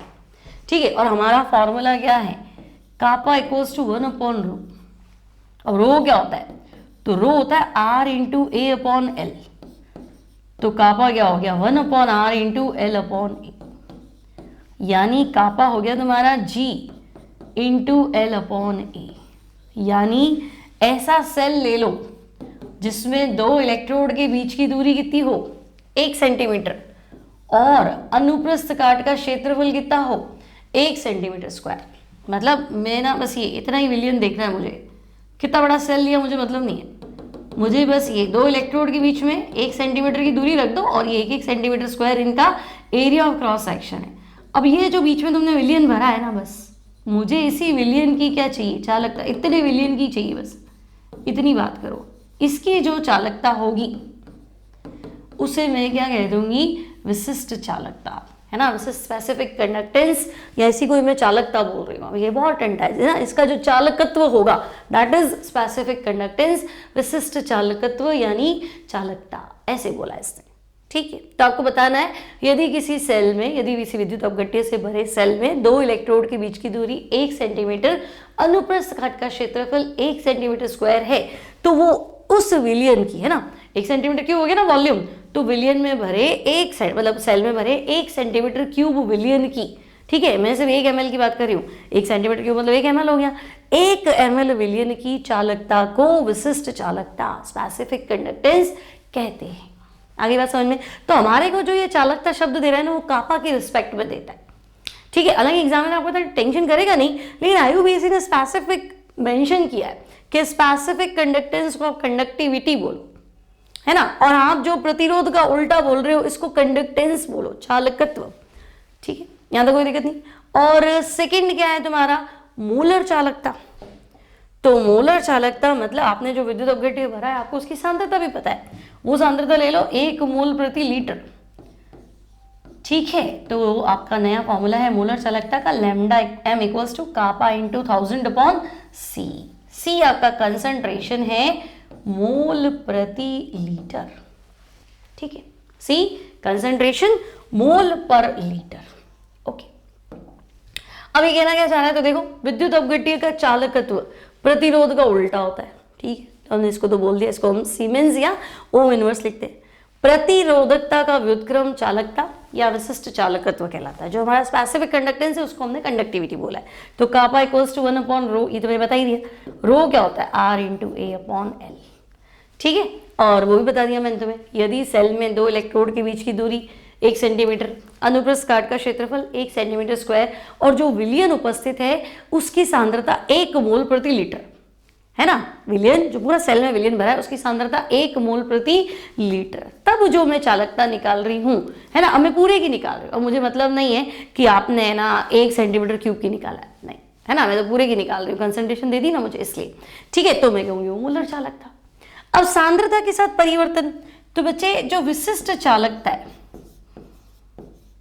है ना, जो हमारी विशिष्ट चालकता है यानी कि कापा की जब आप बात करते हो तब तो आप कहते हो कि भाई 1 सेंटीमीटर क्यूब ही होना चाहिए। आप कितना ही सॉल्यूशन बढ़ा दो मुझे मतलब नहीं है, 1 ml होना चाहिए।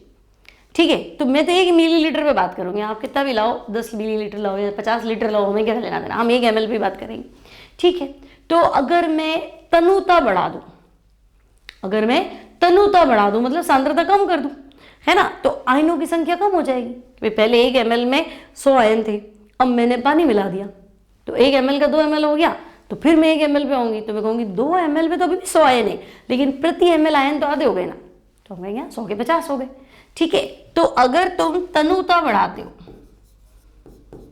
है ना, क्वेश्चन में सांद्रता से पूछा है तो उल्टा लिख दो, कोई बात नहीं, तनुता बढ़ाते हैं यानी सांद्रता क्या करते हैं, कम करते हैं, तो विशिष्ट चालकता कम हो जाएगी। स्पेसिफिक कंडक्टेंस है ना, मुझसे चालकत्व बोला ही नहीं जाता, विशिष्ट चालकत्व कम हो जाएगा। क्यों, तो भाई विशिष्ट चालकता जो है, विशिष्ट चालकता शब्द ही नहीं, विशिष्ट चालकत्व ही है ना, स्पेसिफिक कंडक्टेंस जो है वो प्रति ml आयनों की संख्या पर निर्भर करती है। ठीक है, प्रति ml, 1 ml में कितने आयंस है उस पर डिपेंड करता है। तो अगर तुम आयंस कम कर रहे हो, तुम तनु कर रहे हो ना है ना, सांद्रता घटा रहे हो, तो प्रति ml आयनों की संख्या कम हो जाएगी, तो कापा कम हो जाएगा, स्पेसिफिक कंडक्टेंस कम हो जाएगी। लेकिन आपका जो दूसरा फॉर्मूला था लैम्डा m का, तो लैम्डा m का फॉर्मूला क्या था, कापा इंटू 1000 अपॉन सी। तो सांद्रता बढ़ाओगे है ना, तो लैम्डा m क्या हो जाएगा, कम हो जाएगा, और सांद्रता घटाओगे तो लैम्डा m क्या हो जाएगा, ज्यादा हो जाएगा। ठीक है, यहाँ तो क्या होता है, तनुता बढ़ाते हैं सांद्रता घटाते तो विशिष्ट चालकत्व भी क्या हो जाता है, कम।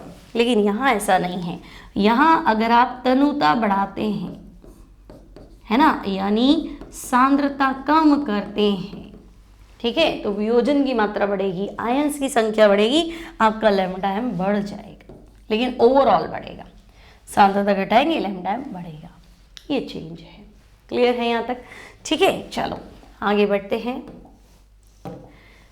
नेक्स्ट है तुम्हारे पास, नेक्स्ट क्वेश्चन का 298 केल्विन पर 0.20 m KCl, तो आपको कंसंट्रेशन दे दी कितनी है, 0.20 m।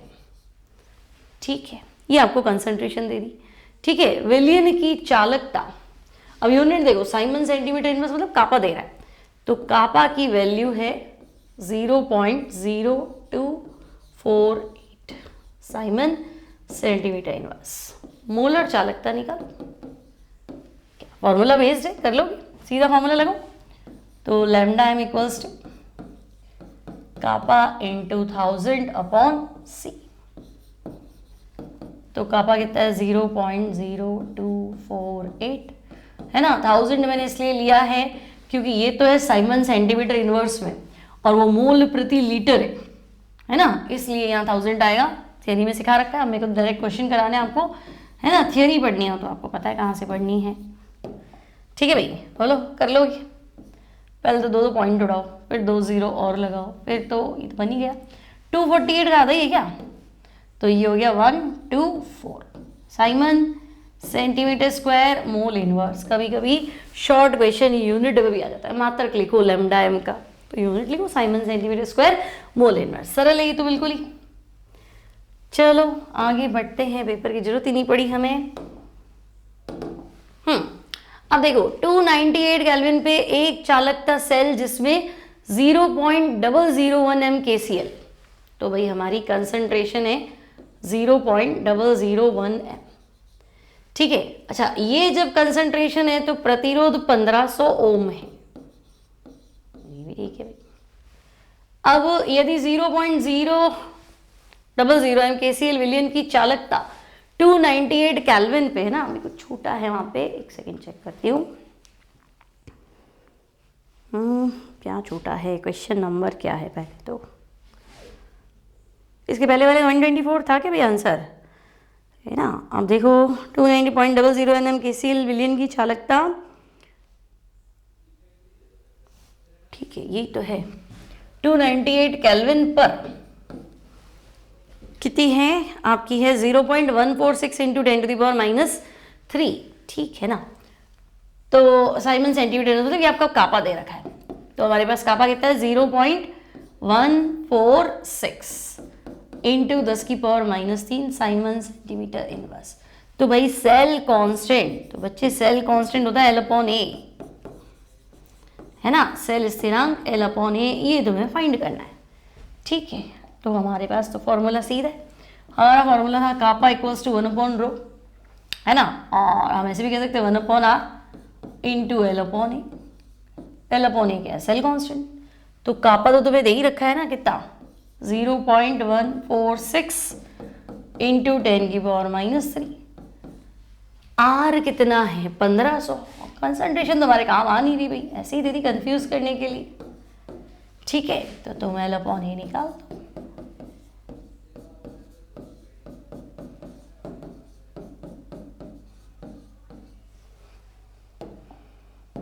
बोलो क्या करें, ये उड़ाऊं 10⁻³ ओ भाई इससे उड़ा देते हैं। ठीक है, अब मेरे पास है 146 इंटू 10⁻⁻4 इंटू 50, ठीक है ना, 15 से तो मल्टीप्लाई करना है, तो 146 को तुम 15 से मल्टीप्लाई कर लो, है ना। अब इसका फाइनल आंसर मैं लिख रही हूँ 0.219 सेंटीमीटर इनवर्स।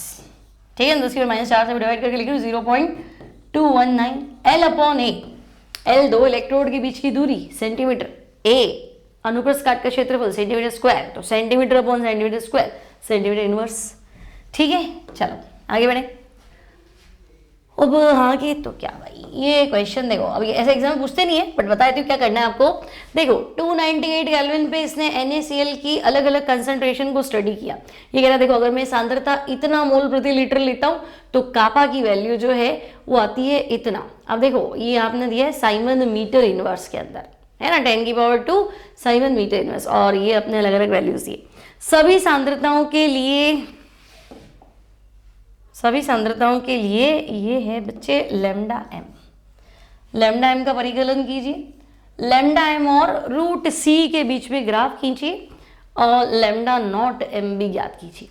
अब देखो λm का सीधा सीधा फॉर्मूला था कापा इंटू 1000/c। ठीक है, लेकिन मुझे साइमन सेंटीमीटर इनवर्स में चाहिए, ये तुम्हारे पास मीटर इनवर्स में, इसको कन्वर्ट करेंगे। ठीक है, इधर 10⁻² सबसे मल्टीप्लाई करना है ना। ठीक है, ये हो गया इंटू 1000 और कंसंट्रेशन ये रही। तो सबसे पहले हम करेंगे यहाँ से एक एक वैल्यू लिख के λm फाइंड करेंगे, फिर λ0m का जो फॉर्मूला होता है वो आपका होता है λm और λ0m में रिलेशन क्या है, तो आपके पास है λm equals to λ0m minus b√c। ठीक है, अभी ये कांस्टेंट है, वो आपको गिवन होगा, NaCl के लिए b की वैल्यू इतनी होती है। तो ठीक है, बेसिकली हमें क्वेश्चन करना नहीं है ना, क्योंकि इतने सारे डेटा को सॉल्व करके और आप आंसर फाइंड करेंगे तो बहुत टाइम लग जाएगा। ये सिर्फ एक स्टडी है, एक रिसर्च है, हमने ये प्रैक्टिस की है, यही हमारा डेटा है। आप ग्राफ देख लो तो हमने पढ़ा ही था ना, जैसे जैसे सांद्रता बढ़ेगी लैम्डा एम की वैल्यू नीचे आएगी। हमारा फॉर्मूला भी तो यही कह रहा है, lambda M equals to lambda not M minus B root C. ठीक है, तो जब सांद्रता आपकी अप्रोच 0 कर जाए तब अधिकतम मान देख लो, वैसे अलग अलग किया। अब मान लो आपके पास बी नहीं भी है, कोई बात नहीं, मैक्सिमम जो वैल्यू है ना लैम्डा एम की न्यूनतम सांद्रता पे, है ना, मतलब 0 से थोड़ा आगे ले लो, तो वो आपका अधिकतम वैल्यू अनंत तनुता पे सांद्रता है। ठीक है, तो ये कह रहा है जैसे मान लो पहले कंसंट्रेशन दी हुई थी 0.01 m, है ना, 0.001, तो 0.00 तो 10⁻³ इसका तुम रूट ले लोगे तो ये आएगा 0.0316। ठीक है, अब लैम्डा एम निकाल दो, तो कापा इंटू 1000/c करके हमने लैम्डा एम निकाल दिया। ठीक है, तब देखो लैम्डा एम आ गया और रूट सी आ गया। रूट सी मान लो 0.031, यानी यहाँ इन दोनों के बीच में कहीं यहाँ, उस सिचुएशन में लैम्डा एम 123, तो ये लगभग मैंने ये लिया यहाँ पे 123 124। ठीक है, ये 123 लिखा है जैसे ये, तो ये 123 आपका इधर आ रहा है ऐसे। ठीक है, फिर मान लो आपका सांद्रता है 10⁻², तो रूट हो गया 10⁻⁻1 यानी 0.1।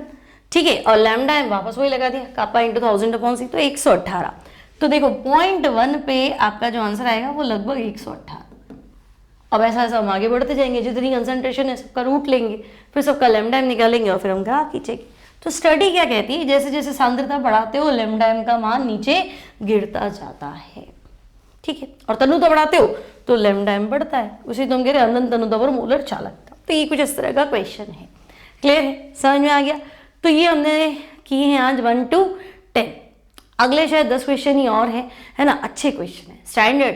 ये कर लोगे तो इलेक्ट्रोकेमिस्ट्री का है ना भूत जो है तुम्हारे सोच से इलेक्ट्रो की न्यूमेरिकल बहुत भारी है वो निकल जाएगा। सांस भर जाता है पढ़ाते पढ़ाते, है ना। तो एक लाइक बनता है, बहुत मेहनत लगती है एक वीडियो को बनाने।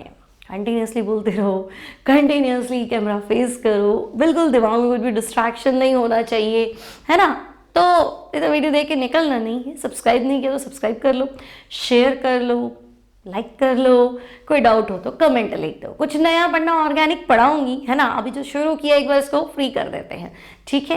तो अभी आपके पास एग्जाम्स में टाइम है, कराऊंगी। एक मैंने GOC स्टार्ट किया है, जो बच्चा नीट जेई की सीरियसली तैयारी करना चाहता है वो बहुत अच्छे लेक्चर्स है। जनरल ऑर्गेनिक केमिस्ट्री, ये मत सोचो कि वो इंग्लिश में है, क्या इंग्लिश में ऑर्गेनिक पढ़ाने का उसमें बेसिकली ना वो है भी नहीं, थियरी नहीं है, सिर्फ क्वेश्चन प्रैक्टिस है। तो ऑर्गेनिक तगड़ी करनी है नीट जेई के लिए, स्पेशली वो नीट जेई के लिए, सिर्फ बोर्ड एग्जाम्स के लिए कोई जरूरत नहीं, मत करो, मैं खुद ही मना करती हूँ।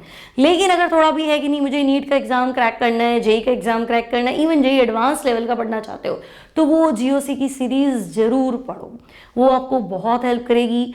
ऑर्गेनिक केमिस्ट्री इतनी तगड़ी हो जाएगी ना, मतलब तुम सोच में लगेगा कि मैं BSc की बाद MSc करूँ, PhD करूँ, तो बस मैं केमिस्ट्री में ही करूँ, इतना अच्छा कॉन्सेप्ट आपका बनेगा।